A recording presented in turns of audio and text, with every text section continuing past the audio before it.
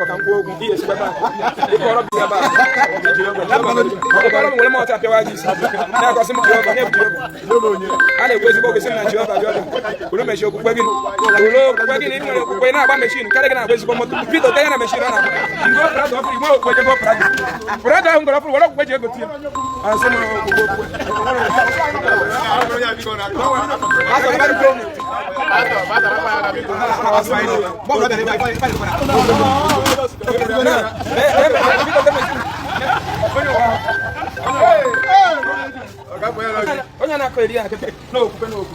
Jesus me lonya na me ha keta alo as of 3 months ago. Nwanyi omuta, nwanyi onuru mulu nwata, nwa within 2, 3 or 4 days. Everybody can. Nwanyi is omuno. Jesus rap pastor. Na enya ba. And you that young lady because lack of proper facilities then add on about. So that they okay. Na ina he very come ayo na. I go be sing girl. After if you go me why you very come ayo na. Master if munye this your pastor now so na one of the beautiful woman in long here. Now our pastor when church na manage munye ga nwo after 4 days almost the first wife na nwo kedi luru Jesus ba lo ase ko wata busy has o na ta na moto ka the wife ka munye anwuru I gave him 50,000 na support all the baby e wetela yo nsoma na live even me like this I followed Christ abanye temptation persecution trials na ga na ebe no but through it I can't denounce my God because without my God without this God I don't shall not get into my mouth so and the one amount of money game kan ku dey maka Chineke no wa o si je church abuni na eje uka but some ni tiere si no uka na Igbo mani bo nyori yes because when so kudi no no so kwasi ikpo to lu Bible mu believe on uncle mbo winch na my auntie winch ije kwi some uncle man na mu abo winch e na lo uncle tight na lo kwa mo tight e nwenu go ndi church say hardest no can have winch e nwenu go ndi Jesus signal had the web ten na village ndi do to na best na church no go winch e nwe ho no just in at na meeting una man da abo winch no wala ha Jesus chop there I am ndo akose he bio country he megene e cheria mana ba some ne bale mu no ka configure your brain na obi na bugini obi na believe na anya ga we na 15 bugini winch e wo ebe winch bu brain ga na ha function of ma ina he produce you know singlet you know we ba ne produce akwa na no factor winch na brain ga that function say because na in a bele winch in wele tab na brain ibe consumer onye ocha Jesus me go nyala ina izala na agbu mu ne ge ka nketa the mountain of fire the kika go get ba ha kala ha ne wa I just get fire the mountain you watch the fana kika go the mountain of fire e yata go how they is choose na ga na reduce onwe onye choose na ga afọ that if you dey ka mmadụ ihe na na ihe kwa onwe onye ga na na anya ona ha lo obo na ako so they are doing all those things to survive but the person works so with those churches from Catholic to every church never and even the church never depend on any God to bless them. They depend on the structure you know so there no religious leader on earth depend on any God to survive. They depend on human being but they manipulate you to pray once you degrade what it shall come to pass and what degrade any case akuba job eba no keta okay certain am for them once then job no in try what an belegna let's say I command your leg to bend in Jesus name go but once you cannot command my leg to bend, you can't command anything to happen, and it will happen. Come on, Otosi make you brace slave. Nobody home be along. It's not Jesus. And well, all your rights, your fundamental human right to live well. Make somebody like us a leader to be in a position to manage government's capacity. You will live a good life. We will provide everything providable for you as a human being to live a good life. A man in when he better scam Dutch Africa. While you are praying, they are milking your resources. Just Abraham Touare made a lot in the France now. Oh, boy, everywhere. But where's your I configure go brain on your G, but one the Gaza and Israel say no. You watch the case of me, even and the Gaza Israel. And I saw an the Gaza. Man, I can I go again, not support on Israel. Maganas ni abonye. Nene mo na gebo this. No means no means no means no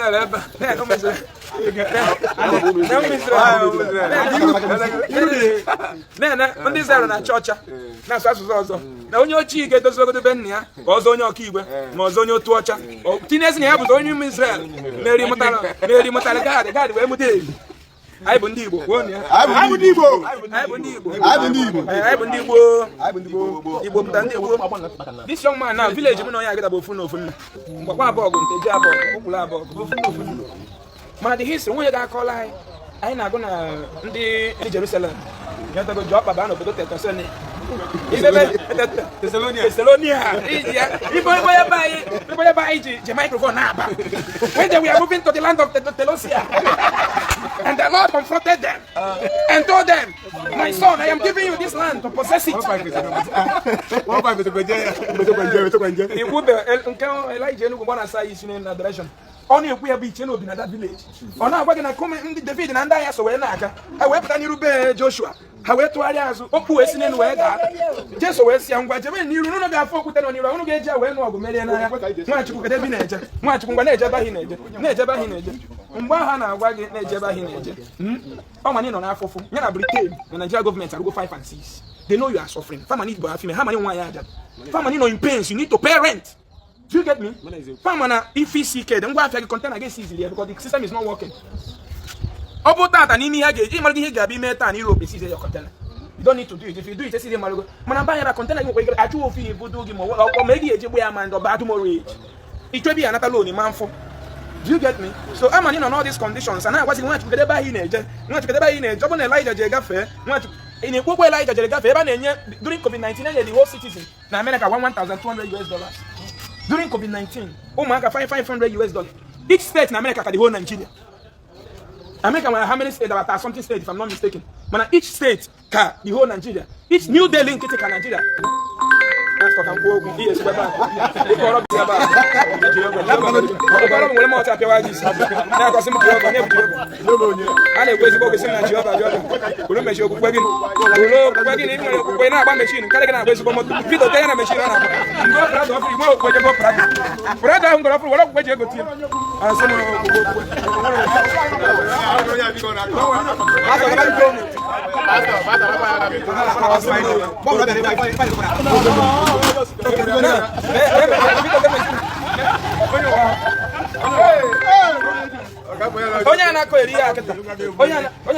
Yes, Jesus Melonia and me had a 3 months ago. Why you within 2, 3 or 4 days.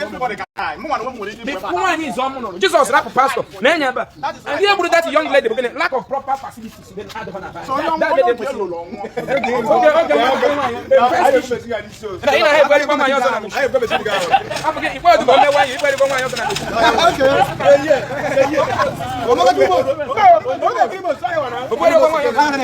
Master, if when you're this young pastor now, so one of the beautiful woman along here. You're very beautiful. Emotion within 4 days, lack of proper management. People lose all the woman. Now, our pastor, when church and manage, when you can after 4 days, the first wife in an Jesus. I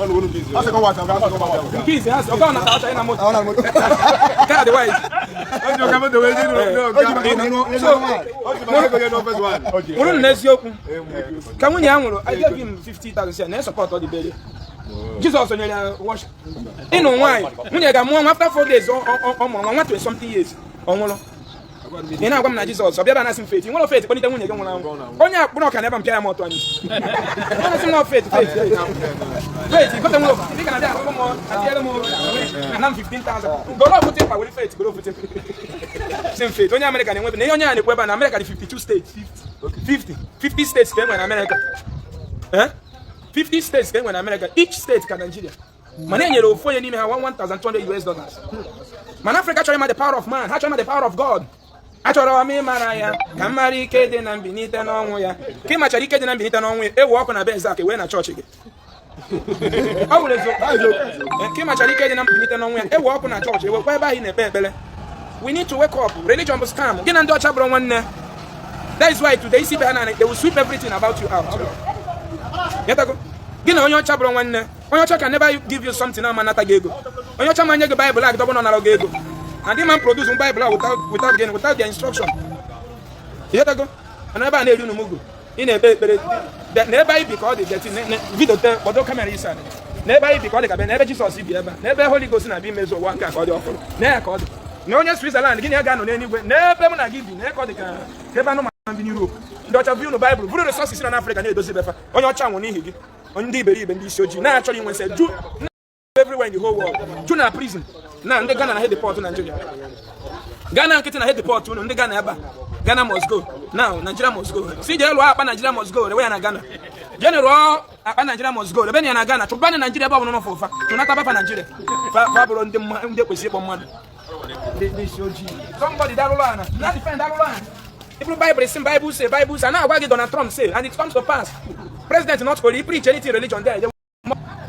And now what South Korea say, now come why them where it comes to pass. Now what Bible say. Bible of how many years? Billions of years. Pam sim na Jesus na bia nwolo. Pam Jesus na bia nwolo. Mo na ha 40 years or so. What up na Jesus na bia mo nya. Dia na we abuna nwa ya mota na bia. I don't come kebe so. Ona nwa ye chome gene. Omo na akuzi ya kwa yesi mako kisi so nwa ge kwa yesi so. Echiche ga bụ Chineke hichi ihe dị mma efe hichi ihe dị njọ nchọkịta mmiri bọtụ chụọ ya ọbụla n'ebe ọsọ ọgwụ eziokwu nchọkịta mgbe mmadụ ebe a mpịawa mmanya ofe ya n'afọ kịta ụda nwere onye ga ejide ya ofe onye chọkịta ma kụwa bọtụlụ ashụ emi ya n'onu mana anyị chaji ezigbo obi ga eji bụrụ masị na ọ bụrụ ihe dị mma that is it sọsọ your mindset a bụ ihe na-arụ ọrụ n'ụwa mindset obi gị bụ the greatest God or anything you believe bụ God bụ mkpụrụ obi gị akọ na uche gị mana ga-ekwekwana ịma nghọta onye bụ faith faith is ebe pastor ịma nkwa mmanya mụta imebigo kwa ịna-ekwu imebigo show anyị aba mmebi n'ọnụ ka anyị na-eti kedu ihe eji na-ekwu isi m faith o nwere ịgbasa faith n'eziokwu a kedu ihe na-alụ kwa ojiọgwụ ka ị na-alụ ewetala ya oziọma and even me ewetala ya oziọma n'ala Igbo even me like this I followed Christ agbanyere temptation persecution trials na aga ebe nọ but ruo echi niile I can't denounce my God because without my God without this God I don't shall not get into my mouth so and the one amount of money ga-eme m ka m kwudebe maka Chineke n'ụwa the one amount of temptation ga-eme m ka m dapụ n'ebe Chineke nọ and this Nigeria now without God I tell you the pillar that hold Nigeria otego can collapse I am telling you the truth. Oh Chineke, amara Chineke. Site na ekele ụmụ Chineke na-ebe. Onye maka Nigeria ka Chineke tume today. Ọ bụ na ọ bụrụ ya, ọsọ ka ya na-eme na mba ndị ọzọ. Ọgụ niile a na-ana, ya niile a na-ana. Nigeria. And ọ bụrụ na o nwere ike, ya na-eme na Somalia. Obodo ndị ọzọ. Ọ bụrụ na ọ bụrụ maka Chineke, ụdị ya ka ime. And ọ gaba anyị fụrụ na na-egwu ihe anyị fụrụ ọ na-egwu. Adọchọ na mụ na-aka enwe ebe anyị nọ wee na-akọ ya anyị na-akọ. Nigeria ka anyị collapse. Ọ bụ sọsọ site na amara Chineke na Nigeria ka ji wee guzo ruo taa. Bido n'isi kwukwa ihe ikwuru na mkpọtụ ebe ahụ na dere ju repeat kwa ihe ikwu sọsọ na amara Chineke ka anyị gaji wee dị ndụ na Nigeria n'ụbọchị taa okay and me like this o nwere ụdị ka temptation persecution trials ga-abịa n'ụzọ m ka m kwudebe maka Chineke ihe nji ekwu ihe a bụ na-esi na o nwere ihe dakwasịrị m 3 months ago my wife died quite alright and I believe na mmadụ nwụọ mana na oge ọnwụ onye ahụ elugo ihe ọbụla Chineke na-amaghọ anaghị eme and nga ihe ji maka na my wife mmaji maka na my wife wee kwudebe maka Chineke not only that self o nwere heavy things na-abịa n'ụzọ m mana because of God Chineke mechakwa napụta m n'ihe ndị a and mụnwa na ebe a na nwere ike isi ebe a gwọ na-anwụ ọkwa somebody ka ọ kụbara n'ọnụ ebe enu that person that woman n'ụtụtụ that day obi nite ọ mana ọ ga-anwụ otu a ka ọ dị mechin anyị na-anyagharịsị moto niile anyị na-anyagharịsị o nwere ike isi ebe a pụọ ebe n'iwu daa and ọ bụrụ na ị nwụọ like this ghọta ya na Chineke mana maka Bible sị na ihe Chineke amaghị anaghị eme so ihe ọbụla mere na ndụ gị ghọta ya na Chineke ma maka ya ehe ịkọ ma ọnụ sị na nna anya mechin na anya parado ama m mgbe iji ụdị mechin a na-ebugharị spring mana taata nye n'ogogo ị nọ o nwere ike echi niile nke m ga-agba aka nke ahụ so ejighị wee ma ọnụ and the God is prayer. Mechanic eforosi mana ndị bụ ndị ala. It's true. Ndị mmadụ people are abusing church. Ụfọdụ anụ esogharị ya, ụfọdụ anụ na ndị mmadụ ego na Chineke sị mgbe ọ na-asị họ. That is why iji alụ ọrụ ebe anyị fụ nọ. And ọrụ na-alụ na-enyere m aka. Enweghị m ike ịpụta bụrụ mmadụ amụọ ya. Enweghị m ike ịpụta I'm a real evangelist, powerful one. Ana m alụ ọrụ. No. I know myself. I'm an evangelist. And enweghị m ike ana m alụ ọrụ. Enwere na this factory na ana m alụ ọrụ here. And enweghị m ike ịpụta gasị mmadụ na Chineke sị mgbe ọ na-asị họ. Mana o nwere ndị ka mgbe ya listeners nwere ike pụtara this buru Bible sị gị na Chineke sị mgbe Chineke na-asị họ n'ụdị ka inye juo ha afọ ime ejisi maka ndị anwa wee condemn ụmụ Chineke ime ejisi maka ndị anwa wee sị na Chineke adị họ I tell you Chineke si na ya Chineke si na dustbin tụtụkwa na ebe anyị fụm na wee pichaa m agbanyeghị na mmadụ agba oke ụgbọala mana at least ebe anọ na ana m eriju afọ and I'm proud of my God I'm proud of myself. The pastor himself, chief. Can you get just ajụjụ mma ajụjụ na ị ga na-aza mbụ yes or no? O nwere ịjụ mama nzọ m. Na-ege ntị, ụmụ Chineke wụ na-ege ntị. Na-ekweta iru ebe a ka na-afụ gị ma mara mma nwoke ya sị. Kuma ka tofu ekwu. Ya so ka na-afụ ka ị ga-epụta isi. Mmanụ nke gị na-anọ ọfụma ka akwụkwọ afọ na. Na-ege ntị. Akwụkwọ afọ otu ndị pastor. Na ya, unu ge ntị o ka njọ ya ajụjụ. Maka so si emere gị human being today bụ common sense of reasoning. Ị na-anụ na-ekwu. Now, is it without God? Na Nigeria ka collapse. number one can be done. Without God, Nigeria can collapse. Okay? Only His mercy can catch Nigeria. Okay. So Nigeria as a country can collapse go to the standard of the living of the Western world. Near like this, democracy cannot collapse. And when we keep on coming, okay, now the Western world don't again. This because such a man do here. Chineke agbanye egbe eme back the bawa so ka bia na icha ma Chineke ahụ ga bia akwa nke bụ chi aha na ikwu ma na ịma ahụ ka bia na ihe na ajụ na the European Britain colonized line kola ihe na-eme na ba anyị tie bụ ihe na-eme na ba anyị standard of anyị na ndị country anyị na-ekwa produce isi no collapse standard anyị na ha produce na ajụ ihe na-eme na ba ya anyị na travel them to that country kwa ma na-eme na place and ihe ga-ajụ na ihe na-eme na ba ya Ipo ni garano kwa zo kuodi ai. Oblo fish ka ha. Oblo fish ka ha.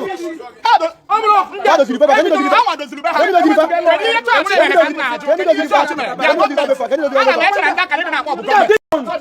Government can not church. Government can not church. Mama, even if you not brought yourself. Even if you not brought yourself. Because we know one higher today. And they will not allow you to come to use your common A plus A is equals to A. They can't allow you to use that your sense. They will manipulate you, talk more than you, but inside of them they are evil. This is why we are not progressing. Now I want to ask you something. Don't judge. Only God can judge. You don't know a lawyer. You see, God is the lawyer. What is the work of a lawyer? That is the reason you are judging all the pastors, bishops, everybody in Christendom. I want to tell you, it's not right. If we see how many people can draw God? Now, in a hurry, put on the eventually, Owa na gaga, Owa Haya name, I know. Eh? Otu all around the Nigeria.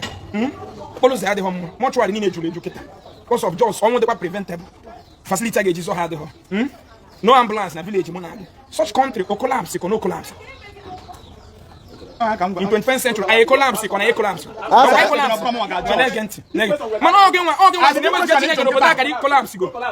Pastor, you are my friend. What will be? Mommy, I get an again and defend over Jesus with no collapse. In any friend. Now, he was when he was getting a Chineke go. Now, we can amend. Now, Chineke make a dendo. Why not bring one key and fear any when against him? No, we want to get Jeffy and anyone knows about father. Chineke make it dendo, but I want to off from Nanya. You actually took an collapsing or not collapsing, or church here and be able to collapse. How number one? Number one. Our church, the able or government. Church number one. Because our leaders and the must go. I have range in this country to talk with the lady or my daughter today. Give one ever present a Chineke instead of government. Then why are you presenting a way to get Chineke over that? Why can't you say there was a government? Why are you calling? Why are you bringing Chineke into prosperity? Why the whole world are holding their government accountability of their downfall? Chineke is God. Like Otu Ana Ogugu. Udo. Oh, when I put the house. Udo Chineke is a spirit. I am a woman Chineke better. And I am an one China. I am an one China. Now, so when you when people get by it's a Chineke na do never get Chineke no way go when I to Jesus one Makalina na numbers obulu na ebe Chineke na ebe ejide si obodo anyị oga akali ịkpapịa this country what were Chineke na ebe nke ahụ ọ ke Moses na nke na ege ntị ka njọ gị na ege ntị adị m agụnụ mmanya bụrụ m onye mmanya pastor ya ka njọ gị na do na ege ntị ihe na-ekwekwu ebe ọlụ m na ege ntị ihe nchọrọ ịjụ gị bụ adị gwa gị ego ekwuto listen ebe ọ na kedu mgbe anyị ga-enwe anwụrụ mgbe anyị nwụrụ na n'eluigwe afọ dị n'eluigwe onye mekiri heaven afọ dị na heaven nke bụ eziokwu bụ na eluigwe bụ ebe ịkwa akwa na iru Chineke adịghị thank you na-ege onye ọbụla ma now Chineke mana this world is full of evil na-ege ntị ịsago na njụ na tawa ka m jụọ gị ọzọ bịa Obinna bịa Emeka bịa kwụ ya na akwa ebe ụfọdụ isi gị bịa ọkpọ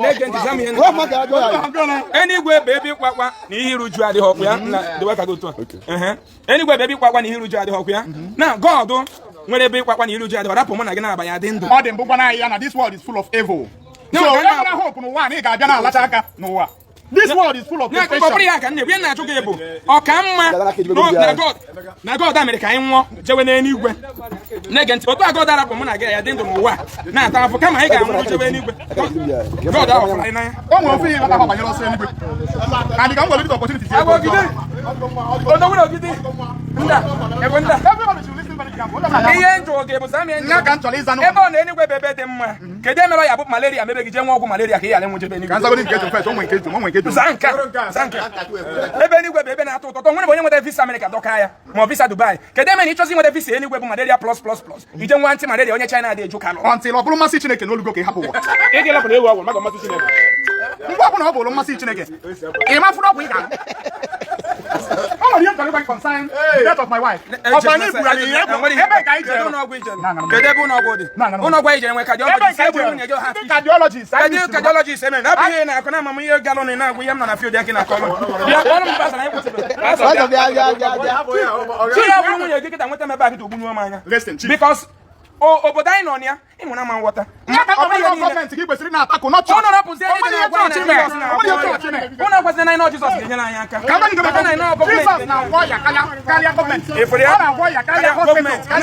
why do we need government? I am the living witness. I am the living witness na God na agwa ya. Nege ntị maazị na-ewenuwe nege ntị esi na Jizọs na-agwọ ya karịa gọọmenti ọkụ ya Ma doctor sef ọ na-agwọ ya karịa onye Chineke si ka ọ dị ga-adị. Oge nye dis woman ọkụ gbara ebe ọkwa anyị ncha nege ntị na-ekwu n'ọkụ anyị ncha nọ n'ụlọ ọgwụ doctors na ihe niile ha na-emechacha ọmamụ mana ka mmadụ ọkụ Chineke achọghị na ọ ga-anwụ n'ọnọdụ ahụ. That is God for you. Masị ihe njụ oge bụ esi na Jizọs ka gọọmenti agwọ ya Ma doctor sef ọ nke obi na yes or no Jizọs ka gọọmenti agwọ ya so ị ga-adị pride kịta gada 5,000 people na-agwa ha na Jizọs ka gọọmenti agwọ ya Olubeghị nke ọ na-anwa. mgbe ihe njụ ị ga-apụta n'iru 5,000 Ọ people nwere ka ọ ga-adị na the only people na okenye ji nka ikwu okwu. Mụna ajọ ka tụrụ mbudo okenye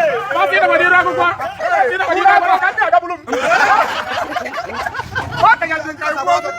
Okenye ga-adị ka mana ọ mazi ha aga. onwegide gbasara gọọmenti na nke gọọmenti ka anyị na-ekwu ihe anyị na-ekwu wọd gọọmenti ọbụrụ onwe ya gbasara na nke gọọmenti Amara m ndị bụ wọd gọọmenti. ihe na-ekwu bụ ị ga-adị proud kịta pụta n'iru ụlọ ụka convince ụmụaka na-etonite na gọọmenti anyị na-ekwu maka Nigeria gọọmenti anything gọọmenti na Jizọs ka anything called gọọmenti agwọ ya ị ga-ekwu ya n'iru Listen. Gọọmenti ga-eme nke ha ga-eme. God ga-eme nke ọ ga-eme. Ịpụta na Jọọji amadụ sị na ọnwa emenwu nke I'm not God. Ọ Chineke ka ọ ga-eme. Nke ọ bụla ọ sị na ọ ga-adị. So mana listen. ị nwere ike ịta nwere onye ọya ekpere kịta dị mma ka ije boro Mana nke Chineke binyere aka.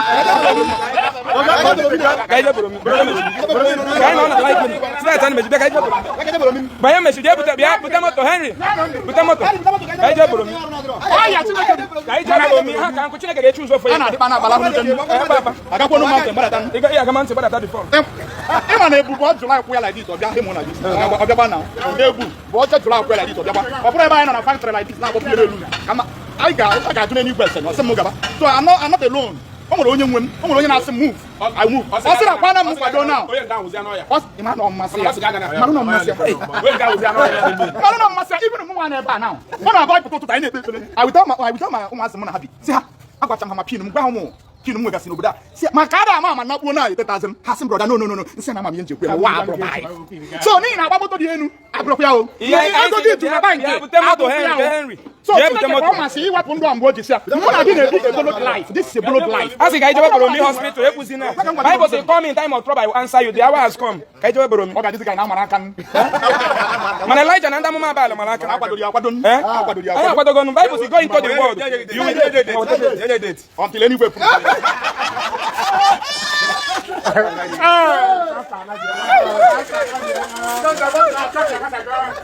na ifuru ndị ụka ngwa gị ihe ndị ụka gburu n'anya Igbo enweghị onye Igbo na-enye anybody poison ọṅụṅụ akụ ebe a n'ihe onye nke a na-edebe a God doctor treat but God heals ifuru ya mana ọ ya baa lụkịta God ama detect nwe ihe na-ahịa ti oje doctor diagnose ya gwa ihe na-eme ya